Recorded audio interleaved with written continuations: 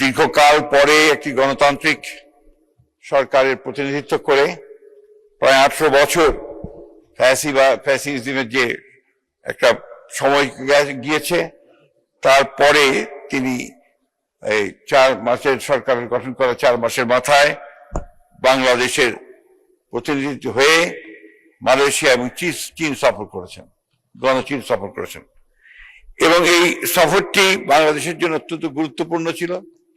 বাংলাদেশের সঙ্গে মালয়েশিয়া এবং চীনের সম্পর্ক আরো দৃঢ় হয়েছে এবং অত্যন্ত সফলতার সঙ্গে তিনি এই সফরে অনেকগুলো চুক্তি সম্পাদন করেছেন এবং মালয়েশিয়ার এবং একই সঙ্গে গণচীনের সঙ্গে দুই দেশের পারস্পরিক মর্যাদার ভিত্তিতে সম্পর্ক আরো দৃঢ় হয়েছে। মাননীয় স্পিকার, আমি সেই জন্যই এই আজকে আমাদের জনগণের দ্বারা নির্বাচিত দীর্ঘ একটি ফ্যাসিবাদ বিরোধী সংগ্রামের নেতৃত্ব দেওয়ার পরে আমাদের নেতা, যিনি ইতিমধ্যেই একটি জাতীয়ভাবে আন্তর্জাতিকভাবে তিনি নিজের একটা অবস্থান তৈরি করে ফেলেছেন, যেখানে বাংলাদেশের মানুষ তার সম্পর্কে ধারণা সৃষ্টি করেছে যে তিনি অত্যন্ত দৃঢ়তার সঙ্গে জনগণের কল্যাণের জন্য কাজ করছেন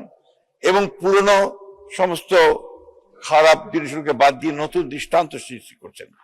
যেমন মাননীয় স্পিকার, আপনি দেখেছেন যে ইতিপূর্বে যখন প্রধানমন্ত্রীরা বাইরে যেতেন তখন আপনার একটা বিরাট সম্বর্ধনার ব্যবস্থা করা হতো। দেশ থেকে ফিরলেও আবার রাস্তাঘাট বন্ধ করে দিয়ে একটা বড় রকমের সম্বর্ধনা আয়োজন করা হতো, যেটা তিনি নিজেই উদ্যোগ নিয়ে বন্ধ করে দিয়েছেন, আমাদেরকে নির্দেশ দিয়েছেন কোন রকমের সম্বর্ধনা। অথচ তার যে সাকসেস, এই সাকসেস গুলো কিন্তু বিরাট। তিনি গণচীনের সঙ্গে 17টি MOU হয়েছে মাননীয় স্পিকার, এবং প্রধানমন্ত্রীর সঙ্গে বাইল্যাটারাল যে মিটিং হয়েছে সেই মিটিংয়ে এই MOU গুলো সই হয়েছে এবং গণচীনের সব প্রেসিডেন্ট তার সঙ্গে তিনি দীর্ঘক্ষণ তারা আলোচনা করেছেন, সভা করেছেন, বৈঠক করেছেন, অত্যন্ত হৃদ্যতার সঙ্গে এই আলোচনাগুলো হয়েছে। বাংলাদেশের সঙ্গে মালয়েশিয়া এবং গণচীনের যে সম্পর্ক, এটা আরো দৃঢ় হয়েছে এবং বাংলাদেশের অর্থনৈতিক উন্নয়নে তারা তাদের ভূমিকা অক্ষুণ্ণ রাখবেন। শুধু নয়, তারা এটাকে আরো বাড়াবেন, সম্প্রসারিত করবেন। আমাদের যে সমস্যাগুলো রয়েছে বিভিন্নভাবে, সেই সব সমস্যাগুলোর সঙ্গে তারা সমস্যার সমাধানের চেষ্টা করবেন। এমনকি রোহিঙ্গা সমস্যার ব্যাপারেও সমাধানের ইঙ্গিত তারা দিয়েছেন এবং সেই ব্যাপারে তারা উদ্যোগ গ্রহণ করবেন বলেও জানিয়েছেন। মাননীয় স্পিকার, আমি সেই জন্য অনুরোধ করছি যে আজকে আমরা আমাদের মাননীয় প্রধানমন্ত্রীর কে ধন্যবাদ জানিয়ে, সংসদ থেকে ধন্যবাদ জানিয়ে এই সংসদ থেকে একটি ধন্যবাদ প্রস্তাব গ্রহণ করা হোক। ধন্যবাদ মাননীয় স্পিকার।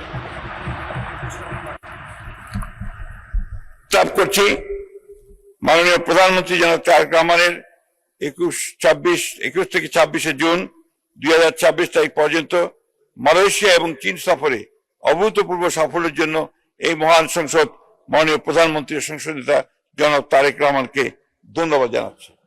ধন্যবাদ মাননীয় স্পিকার। ধন্যবাদ মাননীয় মন্ত্রী।